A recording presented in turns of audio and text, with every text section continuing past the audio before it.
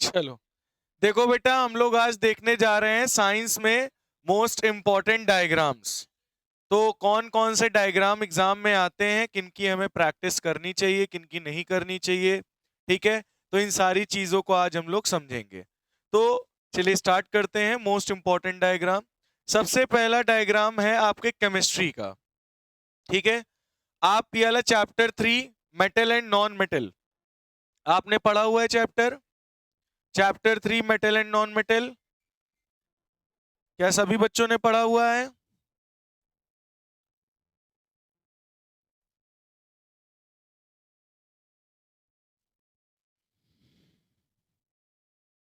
चलिए, तो केमिस्ट्री में बेटा सबसे पहला चैप्टर आता है आपका केमिकल रिएक्शन एंड इक्वेशन।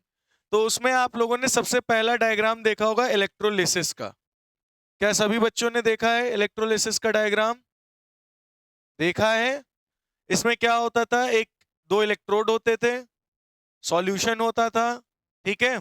एक तरफ हाइड्रोजन गैस लिबरेट होती थी, एक तरफ ऑक्सीजन गैस, है ना। ब्राइन सॉल्यूशन का क्या करते थे, इलेक्ट्रोलिसिस, एक एनोड और एक कैथोड।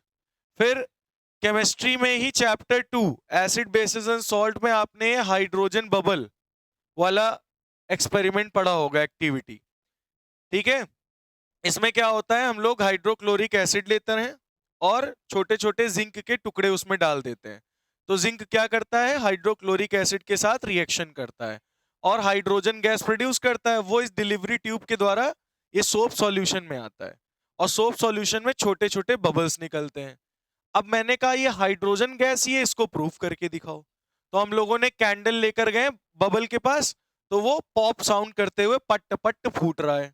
तो इससे समझ में आ जाता है अगर पॉप साउंड कर रहा है बबल, तो मतलब यहाँ पे कौन सी गैस लिबरेट हो रही है, हाइड्रोजन गैस, ठीक है।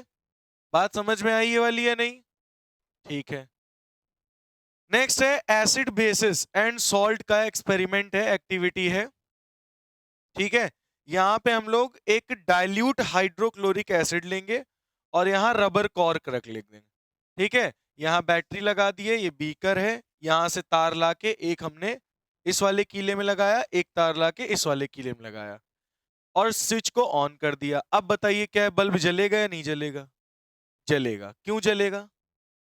क्योंकि इसमें हाइड्रोक्लोरिक एसिड है और हाइड्रोक्लोरिक एसिड जो होता है बेटा, वो H+ और Cl- में ब्रेक होगा, यानी कैटायन और एनायन में। और आपको पता होगा कि कैटायन और एनायन के मोशन की वजह से करंट का फ्लो हो जाता है, ठीक है। तो यहां पे करंट फ्लो कर जाएगा ड्यू टू आयंस, है ना।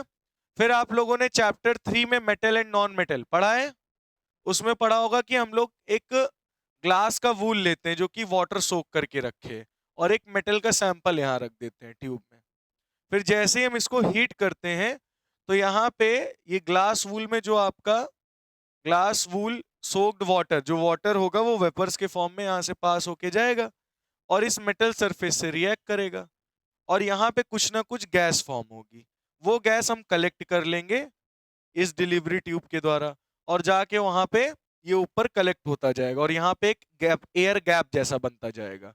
तो अब मैं पूछ रहा हूं कि ये कौन सी गैस यहाँ रिलीज हो रही है। तो आपने तो पढ़ लिया हाइड्रोजन, ना लिखा होता तो कैसे पता करते?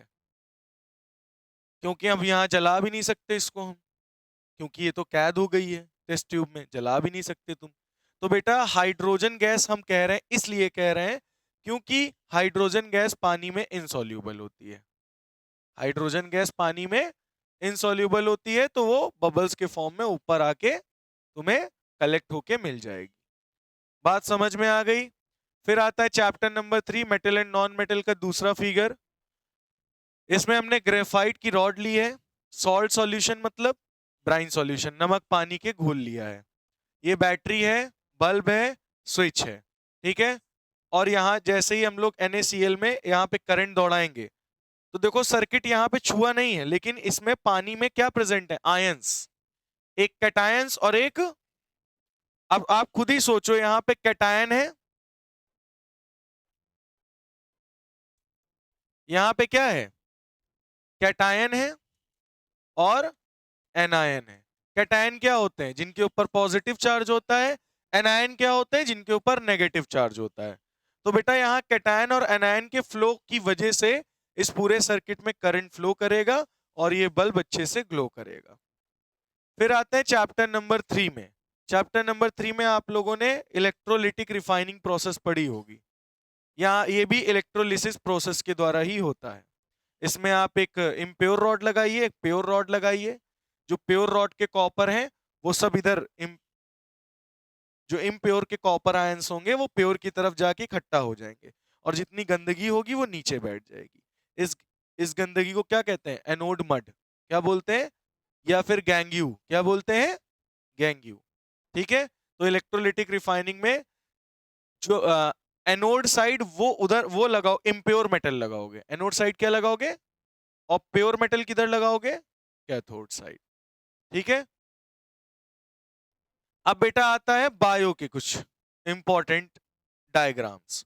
बायो का सबसे पहला मोस्ट इंपॉर्टेंट डायग्राम है आपका स्टोमेटा, ओपन स्टोमेटा और क्लोज स्टोमेटा। क्या आप लोग बना सकते हैं? चलिए एक बार प्रैक्टिस कर लेते हैं जल्दी से इसको बना के।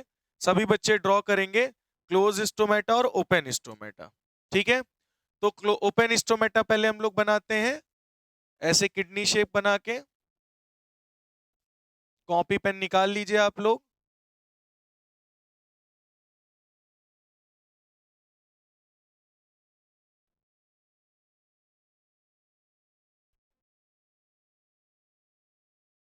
ठीक है, इस तरह से ओपन स्टोमेटा बन गया। अब आपको क्लोज, ये हो गया स्टोमेटल पोर। ये क्या हो गया? Stomatal pore. ये हो गए गार्ड सेल, ये हो गए आपके एडजेसेंट सेल्स। ठीक है, अब इसी तरह हम क्या बनाएंगे? Close stomata. ये हो गया क्लोज स्टोमेटा। ठीक है, तो open stomata and close stomata सभी बच्चे बनाइए सही से, एक बार ट्राई करिए। बनाओ बेटा, ओपन स्टोमेटा क्लोज स्टोमेटा बनाइए सभी बच्चे, प्रैक्टिस करिए एक बार बना के। चलो, तो कितने बच्चों को ये समझ में आ गया diagram? Stomata open and close. ठीक है, तो सभी बच्चे बेटा ओपन स्टोमेटा क्लोज स्टोमेटा आएगा तो बना लेंगे, बना लेंगे। ये हो गए गार्ड सेल, ये स्टोमेटल पोर हो गया। ठीक है, और ये अगल बगल वाले क्या है? Adjacent cell. तो स्टोमेटा ये ओपन है और ये क्लोज्ड है। नेक्स्ट बेटा आता है आपका alimentary canal, human alimentary canal आता है। और इसमें आपको बनाने के लिए तो नहीं, लेकिन लेबलिंग के लिए हो सकता है दे दें। ठीक है, तो ये क्या है? टंग है, माउथ है, ईसोफेगस है, हो सकता है आपकी ड्रॉ करने के लिए भी दे दें, क्योंकि अब की बार आया है कि फिगर अब की बार बनाने के लिए आएंगे, बने बनाए नहीं आएंगे। सीबीएसई की तरफ से आया है कि अब की बार पेपर में डायग्राम आपको ड्रॉ करना होगा। ठीक है, ये आपका डायफ्राम है जो कि थोरैसिक कैविटी और एब्डोमिनल कैविटी को सेपरेट करता है। बाइल डक्ट है, स्टमक है, लीवर है, पेनक्रियाज है, small intestine, large intestine, appendix. ठीक है, तो ये भी डायग्राम आपका इंपॉर्टेंट है, सभी बच्चे टिक लगा लीजिएगा। ठीक है, आगे बढ़े फिर बेटा। नेक्स्ट आता है बेटा डायग्राम हार्ट का। ये तो मोस्ट इंपॉर्टेंट है, इसमें आप टिक लगा लीजिए। नीचे दोनों डायग्राम जो दिए गए हैं बायो के, ये दोनों मोस्ट इंपॉर्टेंट है। अगर बनाने के लिए आएंगे तो मोस्ट ज्यादातर आपके हो सकता है ये या तो ये, यही दोनों पूछे जाएं। हाँ बेटा बोलो। Liver, bile juice liver secrete करता है, स्टोर करता है बेटा बाइल जूस को। ठीक है, बाइल जूस। तो कितने बच्चों को ये बात समझ में आ गई? दोनों बना लेंगे। चलिए, सबसे पहले सभी बच्चे हार्ट बनाने की प्रैक्टिस करेंगे एंड देन उसके बाद किडनी। तो पहले हार्ट नहीं, पहले किडनी बनाइए। सभी बच्चे पहले किडनी बनाइए देन हार्ट बनाइए। ये पूरा सिस्टम आपको ड्रॉ करना है। कॉपी पेन सभी बच्चे निकालिए और इस वाले डायग्राम को पहले बनाइए। चलिए, ड्रॉ करना चालू करिए बेटा सभी बच्चे। तो किडनी के डायग्राम की प्रैक्टिस हो गई है सभी बच्चों की, कंफर्म? तो बेटा ये है kidney, left renal vein, renal artery, aorta, ureter, ये जो दो आ रहे हैं, यूरिनरी ब्लैडर, ये यूरेथ्रा।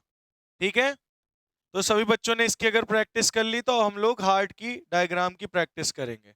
चलिए अब हम लोग सभी बच्चे हार्ट बना के एक बार प्रैक्टिस करेंगे। चलिए हार्ट बनाइए।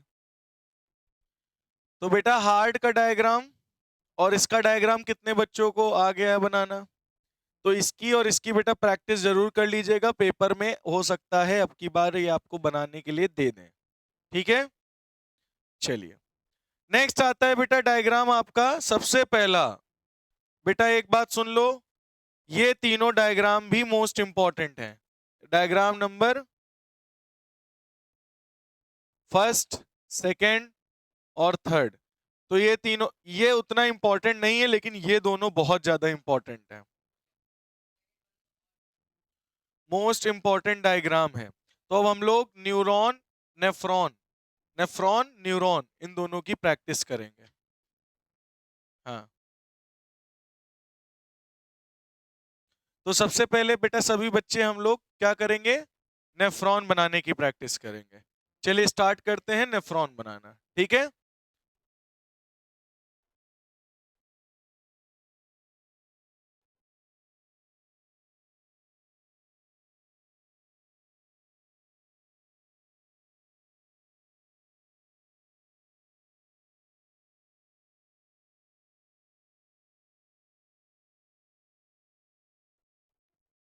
इस तरह से बेटा आप लोग नेफ्रॉन का स्ट्रक्चर ड्रॉ करेंगे। ठीक है, ये है glomerulus, बोमेंस capsule, PCT, loop of Henle, DCT, collecting duct. तो चलिए सभी बच्चे इस डायग्राम को जल्दी से प्रैक्टिस करें। नेफ्रॉन, चलो तो बेटा ये डायग्राम प्रैक्टिस हो गए आप लोगों के। तो ये डायग्राम अगर नहीं हुए तो बेटा आप लोग अच्छे से इसको प्रैक्टिस कर लीजिएगा। ठीक है, आपका ये है नेफ्रॉन, ये है न्यूरॉन और ये है आपका ब्रेन। ठीक है, तो आपको ये डायग्राम, इसके बाद बेटा हम लोग नेक्स्ट आगे बढ़ते हैं। आपको फिजिक्स में, इलेक्ट्रिसिटी में आपको क्या तैयार करने हैं? वायरिंग करना, ये सारे सिंबल। ठीक है, सीरीज कॉम्बिनेशन, पैरेलल कॉम्बिनेशन। ठीक है, ये सीरीज कॉम्बिनेशन और पैरेलल कॉम्बिनेशन सर्किट बनाना आना चाहिए। इसमें आपका सर्कुलर फॉर्म में मैग्नेटिक फील्ड कंसेंट्रिक सर्कल के फॉर्म में बनती है, तो ये वाला डायग्राम भी आपका इंपॉर्टेंट है। अब बेटा ये वाला डायग्राम मोस्ट इंपॉर्टेंट है, ध्यान से सुन लो इधर।